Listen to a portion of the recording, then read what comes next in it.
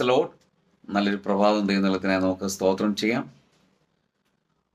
വീണ്ടും ഒരു പ്രാവശ്യം കൂടെ തിരുവചനമായി നിങ്ങളുടെ മുമ്പിൽ വരാൻ കർത്താവ് കൃപയ്ക്കായി നന്ദിയോടെ സ്തുതിക്കുന്നു, സ്തോത്രം ചെയ്യുന്നു. കഴിഞ്ഞ ദിവസങ്ങളിലൊക്കെയും അനേക ഗ്രാമങ്ങളിലെ തമിഴ്നാട് പ്രദേശത്ത് ദൈവത്തിൻ്റെ വേളയിലായിരിക്കാൻ കർത്താവ് കൃപ തന്നു.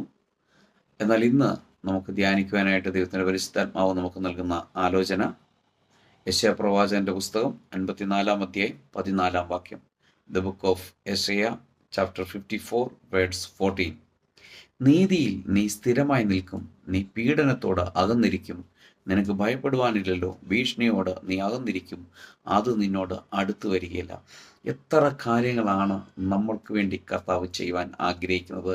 ഈ രാവിലെ സമയത്ത് എന്നെ കേൾക്കുന്ന ദൈവത്തിൻ്റെ വീതിയിലെ നിരാശയുടെ പടുകുഴിയിൽ, അനേക പ്രതികൂല സാഹചര്യങ്ങളിൽ ജോലി നഷ്ടപ്പെട്ട് അല്ലെങ്കിൽ ശമ്പളം ലഭിക്കാതെ പല വിധത്തിൽ വ്യാകുലപ്പെട്ട് ആയിരിക്കുന്നുവെങ്കിൽ നിങ്ങളെ നോക്കി കർത്താവ് പറയുന്നത് ഇങ്ങനെയാണ്: നീതിയിൽ നീ സ്ഥിരമായി നിൽക്കുന്ന, നീ പീഡനത്തോട് അകന്നിരിക്കും, നിനക്ക് ഭയപ്പെടുവാനില്ലല്ലോ.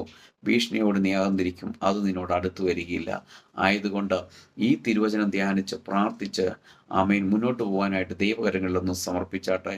അത്ഭുതങ്ങൾ കർത്താവ് ചെയ്യും. നല്ല കർത്താവെ, നന്ദിയോടെ സ്തുതിക്കുന്നു, സ്തോത്രം ചെയ്യുന്നു. ഈ രാവിലെ സമയത്ത് എന്നെ കേൾക്കുന്ന എല്ലാ പ്രിയപ്പെട്ടവരെയും ഈ തിരുവെഴുത്ത് പ്രകാരം പിതാവിൻ്റെയും പുത്രൻ്റെയും പരിശുദ്ധാത്മാവിൻ്റെയും നാമത്തിൽ അനുഗ്രഹിച്ച് പ്രാർത്ഥിക്കുന്നു. പ്രാർത്ഥന കേട്ടതിനായി സ്തോത്രം, യേശുവിൻ്റെ നാമത്തിൽ പിതാവേ, ആമേൻ.